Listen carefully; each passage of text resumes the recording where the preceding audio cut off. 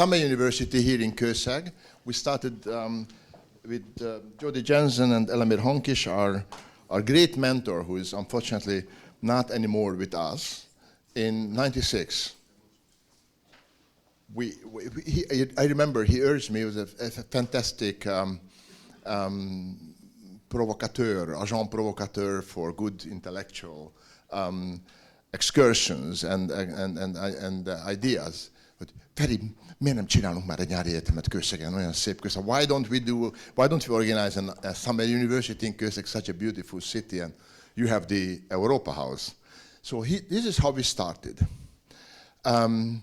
And I only have a, not necessarily very short, but a very simple presentation to show you the topics of the last 30 years, how our intellectual and political mood has changed, our expectations, our ambitions, our understanding or misunderstanding, the word and our chances. But before that, I would like to give the word to our friend and even colleague. He was once upon a time a student of one of our European studies courses many years ago.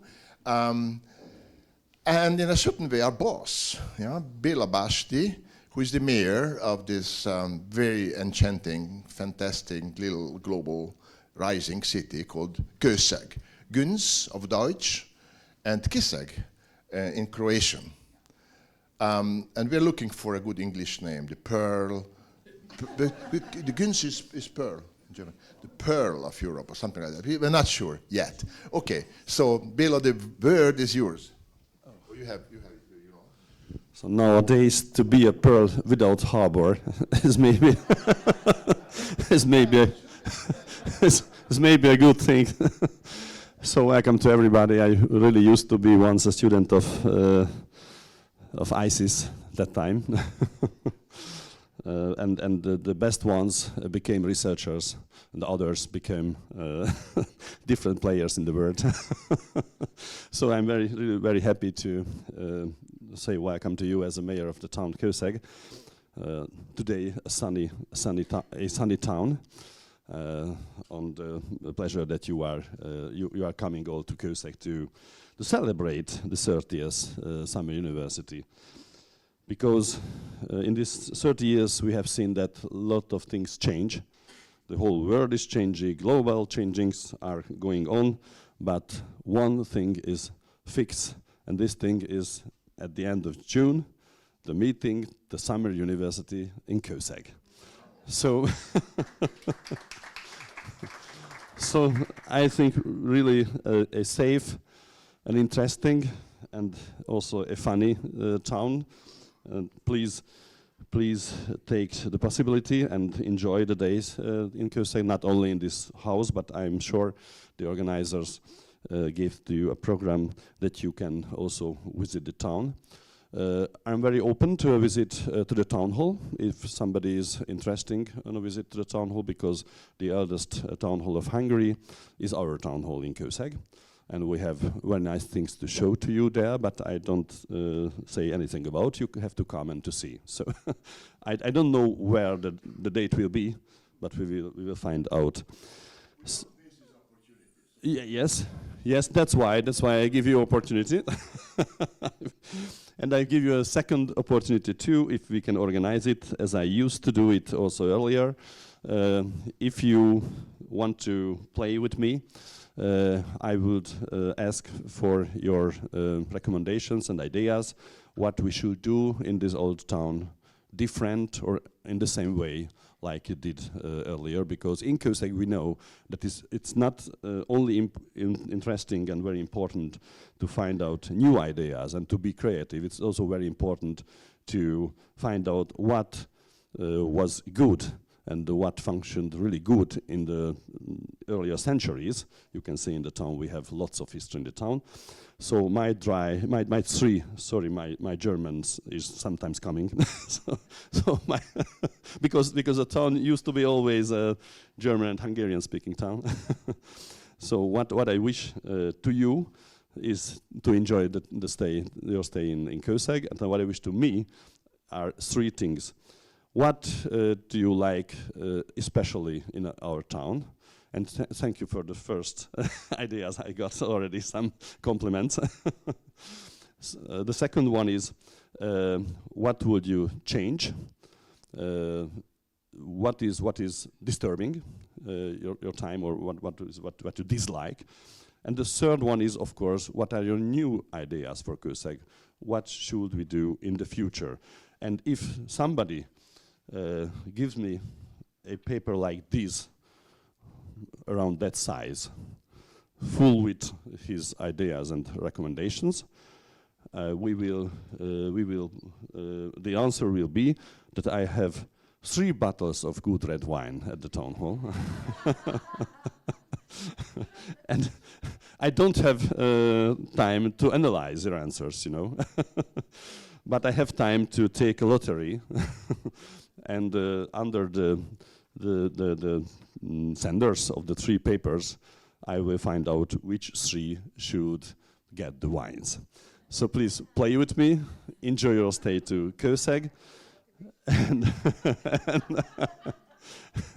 I wish you very good debates and a very nice time, and of course to find out the future. That's all. Wonderful, thank you, Mr. Mayor. There's a little secret behind his growing interest and self-reflection about the city. I will let you know later at the end. So just to make you a little curious, why Mr. Mayor wants to know how Kőszeg should change very fast. And so this is really a homework for all of you. We don't let you go home before you. I mean, you should walk around a little bit and take a look Kőszeg at night, what is open, and so on and so forth. I give you other ideas. But so how we started. He already got lots of wine. We have our deal. We have our deal. Yeah, so this is a fantastic place in many ways, but just stick to architecture. Architecturally speaking, Kőszeg has minimum 3 or 4 layers of very important eras, from early Renaissance to late Renaissance, and the Romantic time and the modern time, and in a miraculous way, it's all kept. So the built cultural heritage is here. Judy suggested yesterday that it is a museum, and then we agreed it's a museum alive, which is moving very, very fast in a dynamic way. And many people who come here first are falling in love with that atmosphere, the radiation of history, and I have to say also the achievement of the burghers, the citizens of the city, because there are many secrets, and one of the secrets that the community of the city shows a perseverance in terms of keeping this city together. And whether they are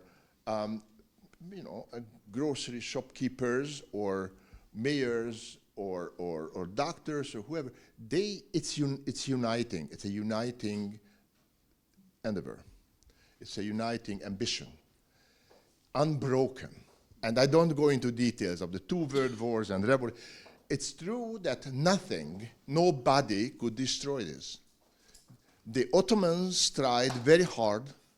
In 1532, there was a siege, almost for an entire month, almost 4 weeks. Hard to understand. It's really hard to understand. Like close to 90,000 Janissaries around this very small town. Less than 1,000 defenders, most of them not professional soldiers. And the hero Jurisic, who was, that's another secret, and a Croat nobleman and diplomat and soldier serving the emperor in Vienna, was ordered from the Adriatic to come to Kőszeg because of the rumor of the coming Ottoman siege. And he did manage that. With the defenders, absolute secret. And on and on and on. We had 2 world wars.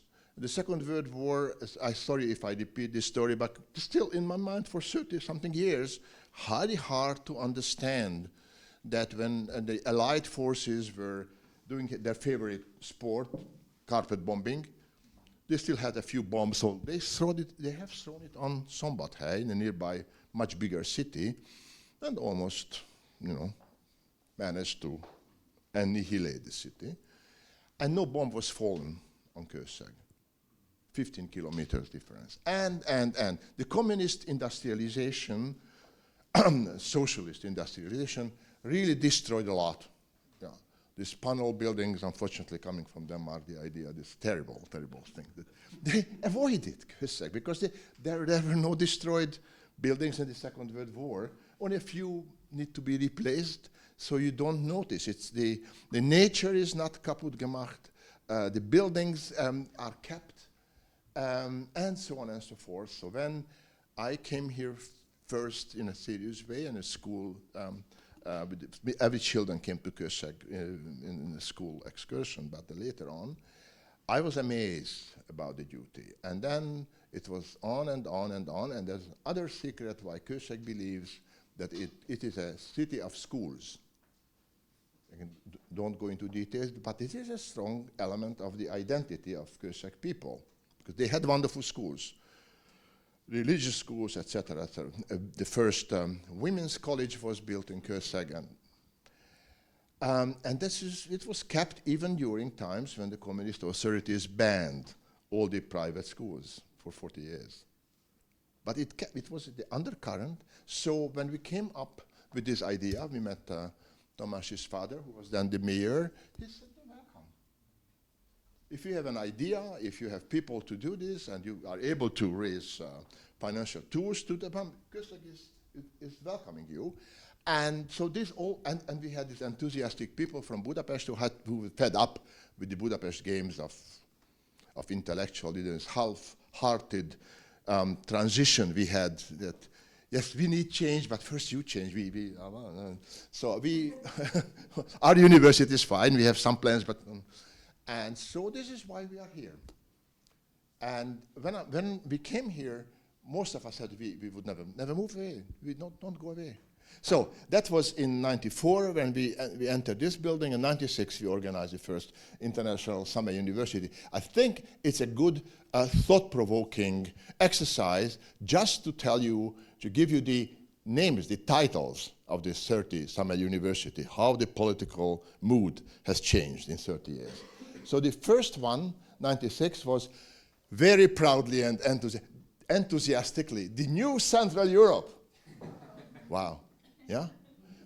Hungary was not yet a member state of the European Union. The second was exploring Central Europe, a little more. The third one, Hannibal ante portas. When we understood that the beloved West, the Golden West, is not so eager to take us. They love the sexy status of Hungary, to be the most cheerful barrack of the camp, yeah? Goulash communism, that was fantastically popular in Vienna, Berlin. West Germans came to Hungary to meet East Germans and all that. But it became serious that these guys are going to be in our club. Hey, Jesus Christ, said Hannibal ante portas. Yeah, that was the mood already changing, yeah? That really they want to be in the European community, these guys. You know, nem mondom angolul, hogy szőrös talpú Józsik, de ez a, yeah, so there were some in the Western journals, the Babel, the Tower of Babel, and all the attacked by guys, hairy guys with axes, and that.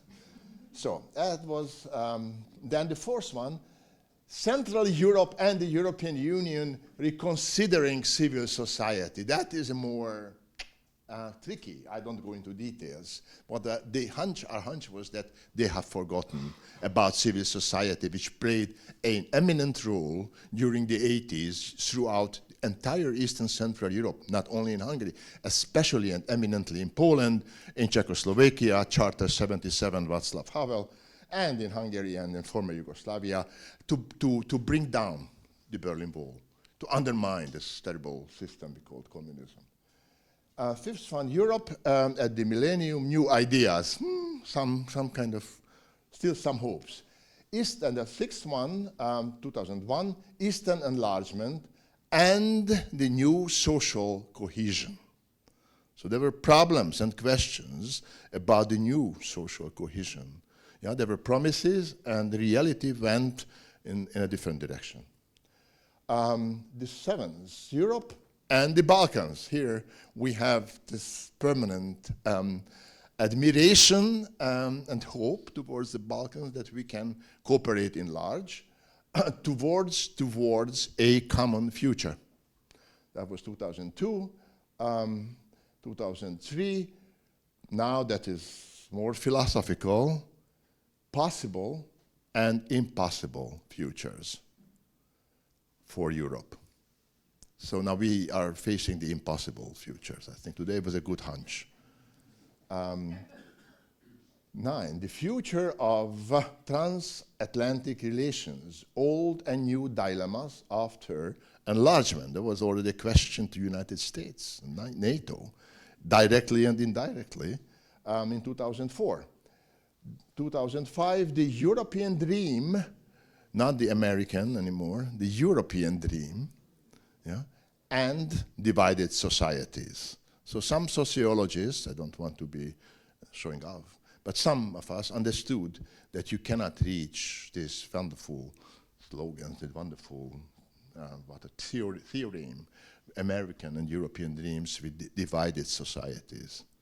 And that was already clear, that our societies are deeply divided.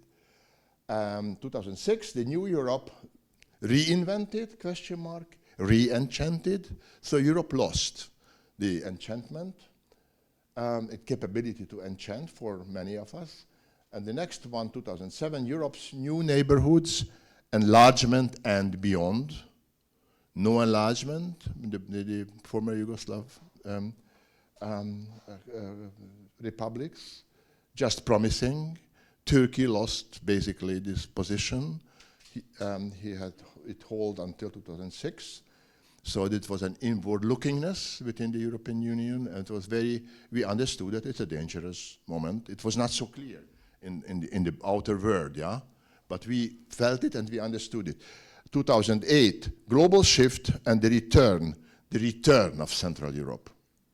Well, I was still very proud. I think it's still a project moving on. Next year, 20 years after, what happened to our ideals? Diversity management. That is kind of getting more pragmatic. Again, diversity management, and then, then, 2013, who is sovereign? This is mostly to Judy, to American friends, and Hungarian politicians or would-be politicians. So who is sovereign? Think about it. The state, the leading political party, and or who? If it's the nation, then we should talk about it. How to be a prime minister and a president of the republic for the entire society, okay? For also those who hate you, that don't like you, who are opposing you. That was forgotten in the last 10 years. Oh yes, 2014, Navigating Europe's Future, a New Odyssey. Odysseus, Ulysses is again very popular in world literature. Yeah, we are navigating uncharted waters. Then 2015, Wither Europe, it goes away. Evaluating the past and forecasting the future. 16, to be or not to be. It's getting tougher a little bit, yeah? I'm sure that the Danes would comment this. So we are in a Hamletian mood for about 10 years. It's true. Europe at crossroads. And then next year, surviving crises, that's even tougher. Then next year, Europe in the vortex of change. 2019. 89 to 2018, 30 years after. Central Europe in a global context, self-reflections. I love this title, not just because we invented this with Jody after a lot of brainstorming, but it's really a good one. 2020, dancing with uncertainty. Can you dance with uncertainty, Judy? Yeah, you should learn. You should learn. Here in Kőszeg, we have dancing schools. Trials and transformations in Central and Eastern Europe. 89 to COVID-19. So that's quite tough. And the next one is fantastic, 2021, the global entanglement.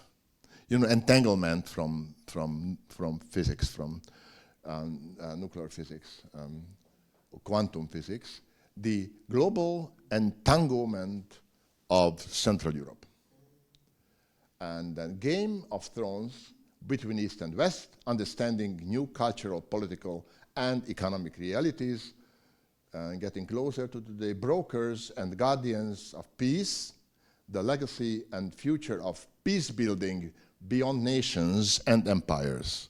So that is the topic for today as well. I read again. Brokers and guardians of peace, the legacy and future peace building beyond nations and empires. That's not for America only, no, not at all.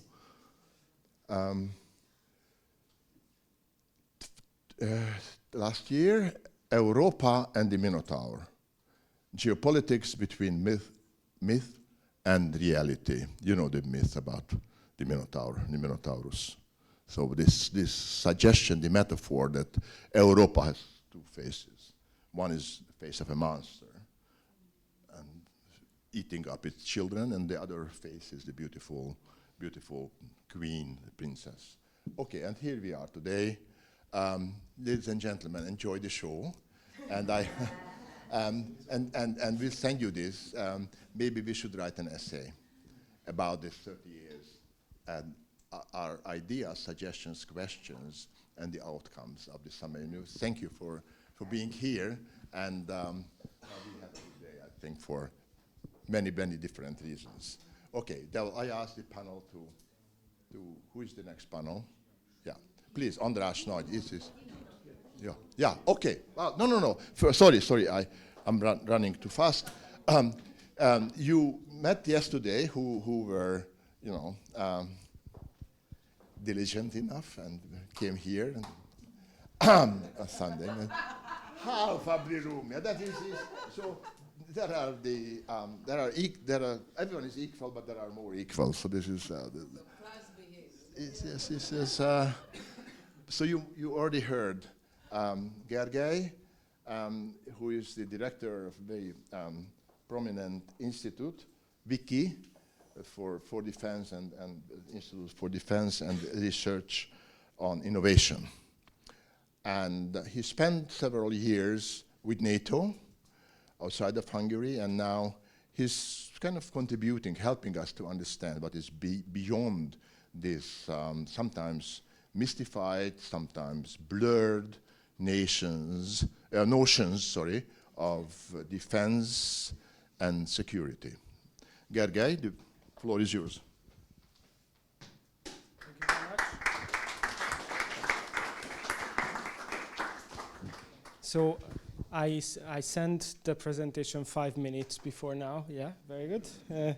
Never send the presentation earlier than 5 minutes before.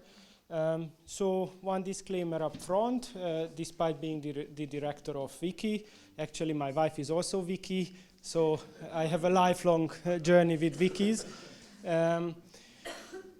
This represents my own research. I was asked by Ferry to actually bring some future, so this is not a government opinion. With that off the chest, actually this is also representing some work what I have done with World Economic Forum, Foresight Network, which I'm part of, and United States Army West Point, where we have also introduced futures thinking and defense planning since 2 years before.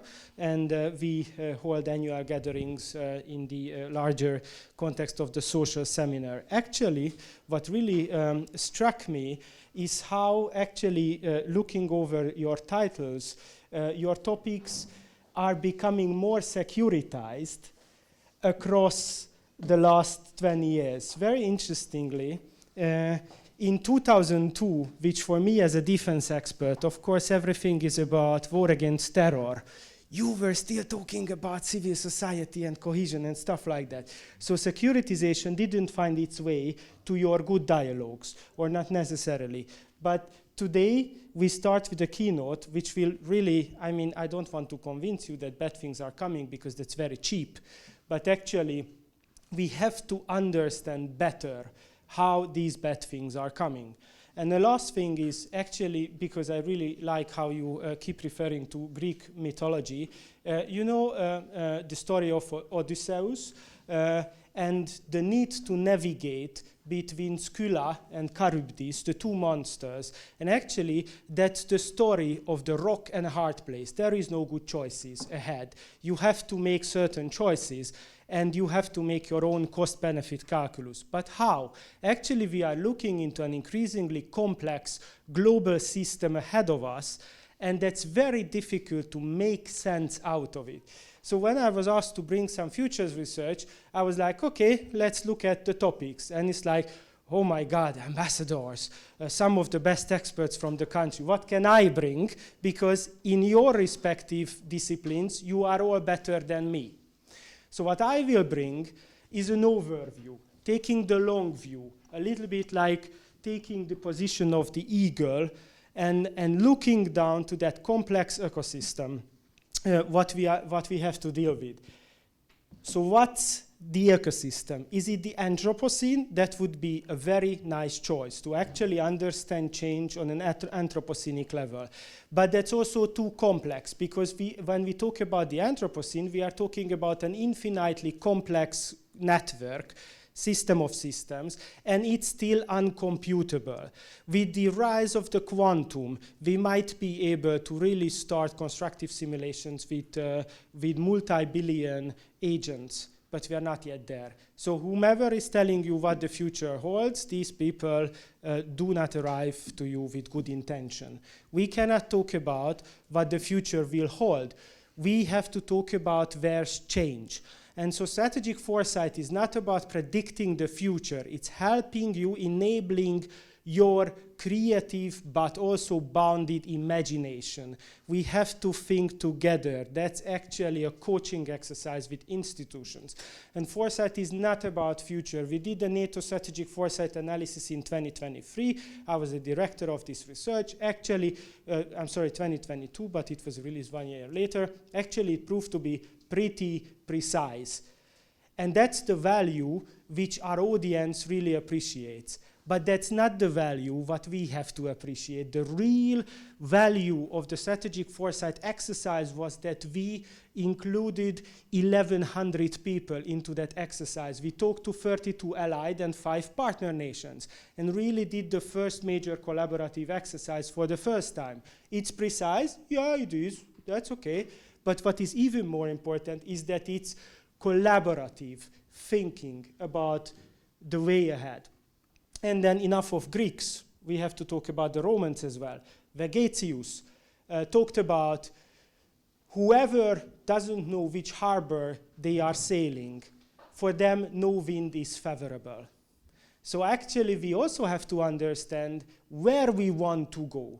And this talks about values, actually. What are our values? What are our interests? And how can we actually attune to that? In any case, foresight is not about predicting the future. It's about understanding change. And of course, because I brought the research, I'm also bringing framework. The framework to understand strategic foresight this time is the framework foresight model. So we always start with the past, and people are often surprised. It's like, I was expecting you to talk about the future, and you talked about the last 20 years. How can that be? because the future is always inherently rooted in the longue durée.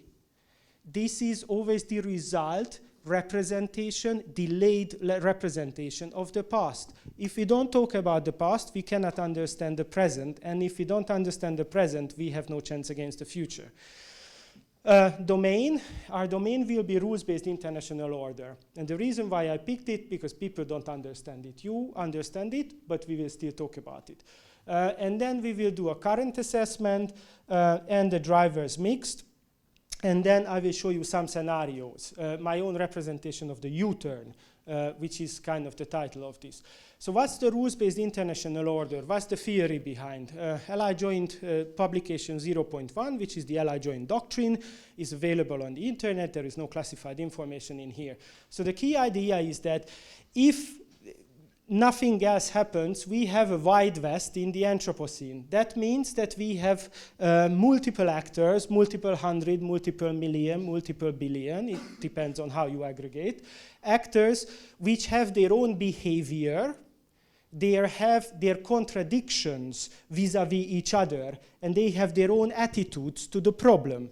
Now, if you leave these actors to themselves, they will solve their problems. But that also means increase on the global scale of violence, increase on the global scale of wars. So this is why, after the Second World War, a thing like, and of course it was called on different names, rules-based international order has been developed. So what is rules-based international order? This is oxygen. This is an atmosphere. This is what prevents actually conflicts to spill over. If you don't have rules-based international order, it means that the contradictions are solved by the actors themselves, and you cannot mitigate the escalation ladder. That is why the rules-based international order is so important for our future, and that is why this is the domain of my keynote today. So what are the trends which are affecting it? First of all, the voting alignment patterns in the United Nations are very well representing the increasing divide between countries, and even more so, the increasing divide from certain parts of the world from the United States preferences. We would have several charts on that. The point here is that international opinions have started to diverge somewhat after the global financial crisis, and definitely after the Russian aggression against Ukraine and all the kind of spillovers of it. So these events have served as a systemic inflection point in the development of opinions and global cooperation. Even more so, it's not enough if something is happening, it's also very important how it is perceived. And then this is a really bad news, because World Economic Forum Global Risk Report 2025 have been looking to, main characterization of the global world environment to come. And 46% of the respondents have actually already talked about multipolar or fragmented world order, middle and great power contests, and so on. And the problem with that is that it's not only probably making it more truer, even more truer than evidence suggests, but the expectation from the majority of the people also means that states will start to hedge against this world, which will be in a positive feedback loop with the overall erosion of the rules-based international order. So that's very tricky. It's not only that it's eroding, it's also very important that the people started to understand and believe that it is eroding. Even more so, Strategic Concept 2022, paragraph 6, this is the single most important sentence of the transatlantic community during the last 10 years. This is my belief. The Euro-Atlantic area is not at peace. And of course, paragraph 6 follows on, guess what, with the Russian aggression. But what is really important here is that for us, defense and security experts, peace does not exist in Europe in the conventional understanding anymore. This is the age of unpeace. Actually, that's a book title which is New York Times bestseller. If we are not at peace, once again, with the rules-based international order eroding, then we have a new kind of problem set. And again, the Euro-Atlantic area is not at peace. It doesn't mean that it's in the state of conventional war. It just means that it is in a different stage of unpeace than ever before. Then look at the big picture, and of course we have the economists who will be more resourceful on that. Look at the longue durée, last 20, 30 years. Trade to GDP ratio is actually something which the OECD research team is very heavily thinking whether it can be a benchmark of change. So we don't know, and I will not tell you that it's a benchmark of change. But if it is, then it has plateaued. And guess what? After the global financial crisis. And we have an anomaly here. We don't know, but logically, the trend is broken, the plateau is here. Trade to GDP ratio is extremely important because the traditional IR theories hold that according to the cost-benefit calculus, if nations can hope for benefit from international trade, then they will tend to prefer trade instead of conflict.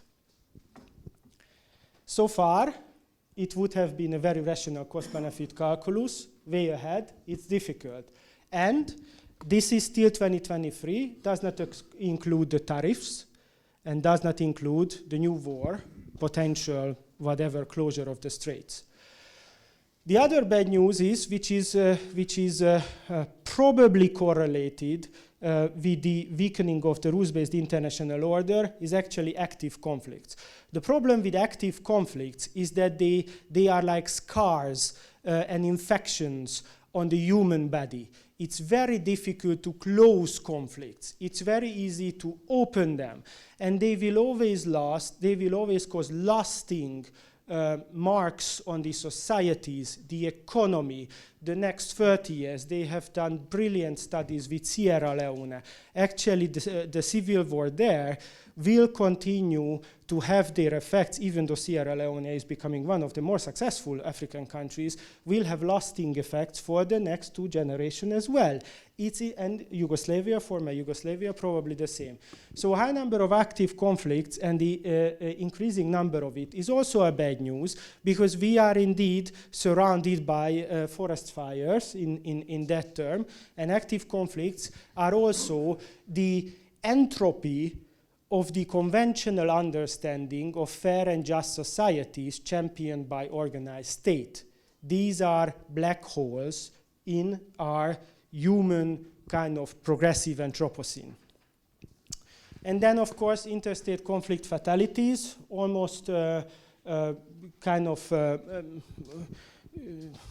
yeah, I rephrase it. So for that, the Ukraine-Russian war or Russian war of aggression against Ukraine can be attested, but this is something which is really important. Steven Pinker wrote, by the way, a very good book, The Better Angels of Our Nature, and it was all about how violence is waning due to human progress. But actually, the Steven Pinker's book is really interesting because it was well researched, but then falsified by real-world data. Actually, violence have not been decreasing. It was just a matter of different calculating methodologies. And when actually it was contested, there is a whole new discipline born out of this, which is conflict-related fatalities and their own social impacts. And unfortunately, the better angels of our nature does not seem to exist. For the moment, conflict-related violent deaths are also increasing. And then, of course, one has to hedge against these kind of futures. And again, I'm looking at our economists. They will tell us that it's impossible to actually correlate global GDP with regional defense spending. So I really just want to kind of portray that defense spending is at least keeping pace with global GDP growth. It is also potentially exceeding it, which means that we continue to prefer the basket of security increasingly which is a good hedge against the world, by the way, which I'm portraying. But even more so, the increment in Europe is remarkable. And we are looking with the 3.5 plus 1.5% from NATO, and actually the very promising, extremely robust, and super efficient European Defence Fund initiatives and the SAFE and the REARM, we are looking at probably a logarithmic scale, at least in terms of investments into the defense industry, which is all about regenerating warfighting capabilities. The good news is that any parallel with any Second World War or Munich scenario or stuff like that is completely unfounded. In 1941, warring states have already spent around 40% of their GDP to defense and warfighting.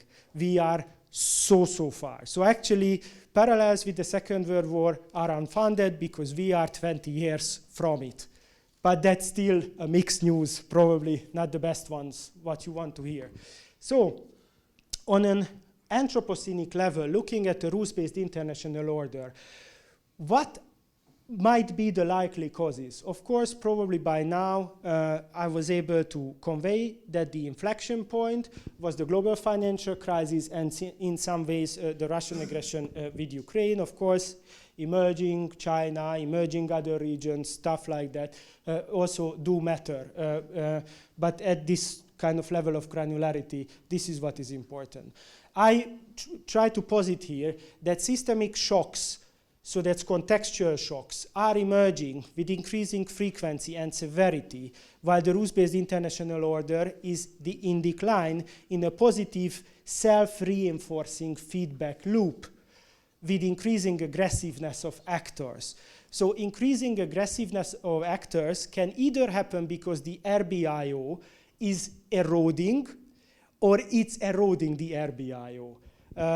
That's a big question for research and defense studies.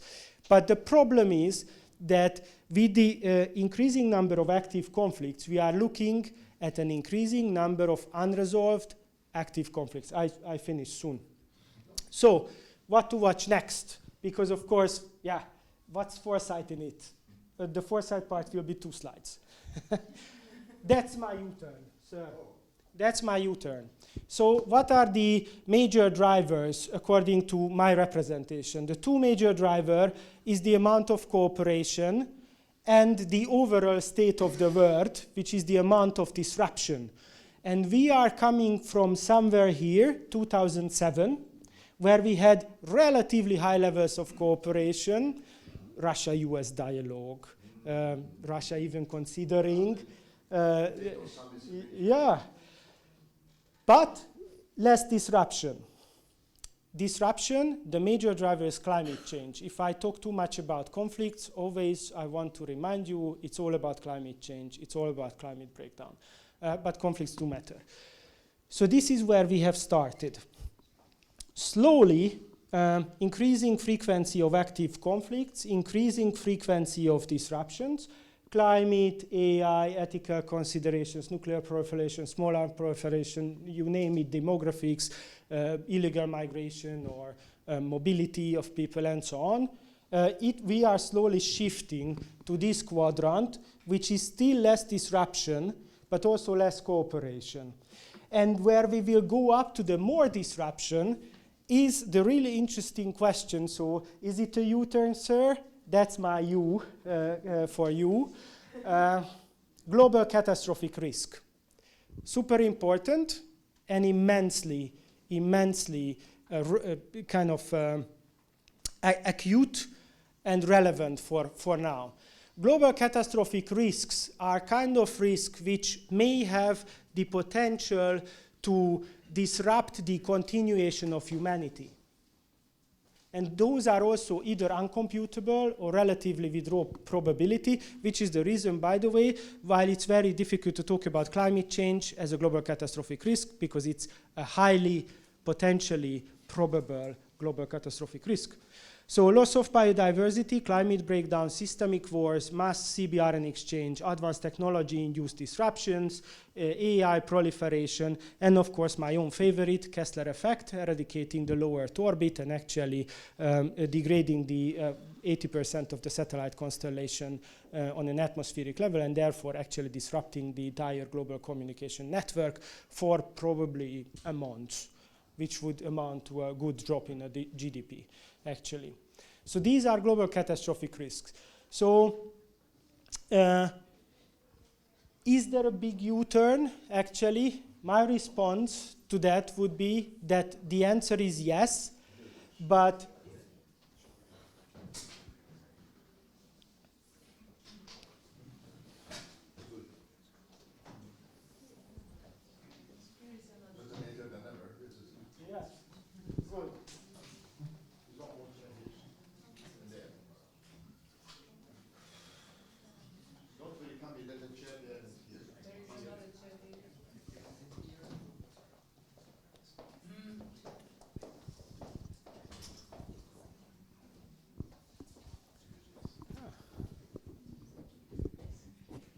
so it's just 2 more minutes, and I'm really grateful that they arrived by the final question and answer.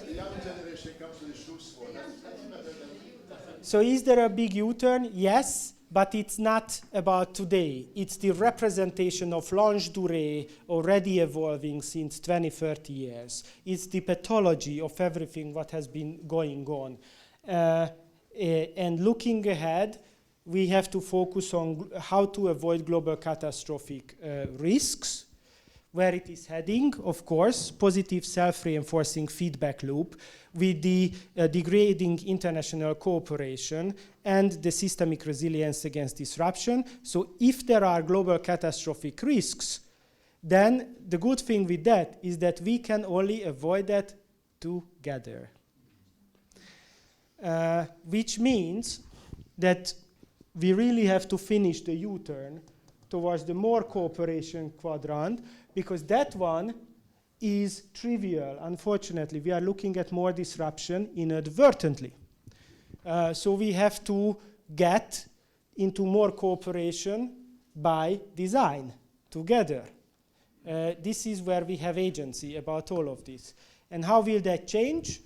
My kind of sad final word is that either we design cooperation in anticipation of global catastrophic risks, or we will suffer global cooperation as a result of a global catastrophic risk.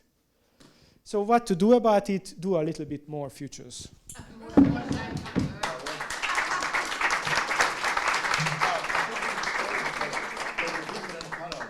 Stay here because there will be maybe some quick questions or comments. Yeah. No, okay. After. No. It is a different panel. Okay, yours, led by András. My question. Please don't ask about the charts because I don't know. Please take a seat. Down. Microphone. Okay. Can you give me the mic? The U-turn in the case of Europe, as we started to discuss yesterday, is an imminent danger, in your view, that the European Union is going to lose its capacity or its credibility as a peace project and turning back towards remilitarization or militarization? I know it is said, but how do you see this? Because we can understand, just to explain, that slowly but surely, as the European Union is quite slow and is thinking it over and being cautious, but they came, most of the member states, to the conclusion that remilitarization is a must. Especially interesting, the great challenge in the case of Germany, obviously. And it's not just the army or producing more weapons and tanks and missiles, it's a spirit. It goes to the schools, the elementary schools, mostly the gymnasiums, where German officers, army officers, are giving classes. And that comes, this is how it is, to Hungary. We have this kind of spirit. Meanwhile, we have the official ideology about peace, and peace has to be done immediately, and the Brussels is responsible for war. But at the same time, it turns out that there are doctrines, very clearly defined doctrines, which say that Hungary has to change and go on the track of militarization and prepare for war. That's what we do. Okay, but if there is a war, and there is an aggressor, not a very tiny one, in our neighborhood, called Russia, then there are good reasons to prepare, yeah? No question. It's a very rational answer. But what happens to society's reaction to the image of Europe, very attractive still, as we discussed yesterday?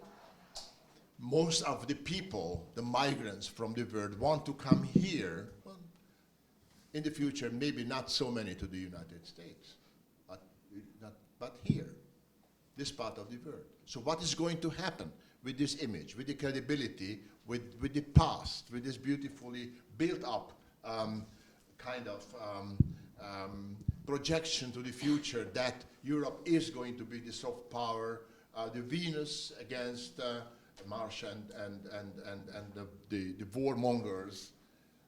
If Ursula von der Leyen and all of her advisors and all will forget about this, the importance of that image. This is my big question for the entire duration of the summer school and behind. So that should be discussed. Where is civil society's role in it? What do you know about it? Maybe we should discuss the Serbian students' movement, etc. But I wonder what you think. So first of all, I'm coming from a different world. We don't have doves where we live. So that would be also a very good discussion in an interdisciplinary panel with people who are security policy, myself, defense policy, warfare development, sociologist, psychologist. So that's a good conversation maybe for the next panels or for the next summer discussion. So from my own perspective, which is once again defense and defense strategy, the two inherent problems which you have in a relative peacetime, well, we may conclude it's unpeace. In preparation to a more severe time is latency. Latency means the delay it takes to have an input producing output.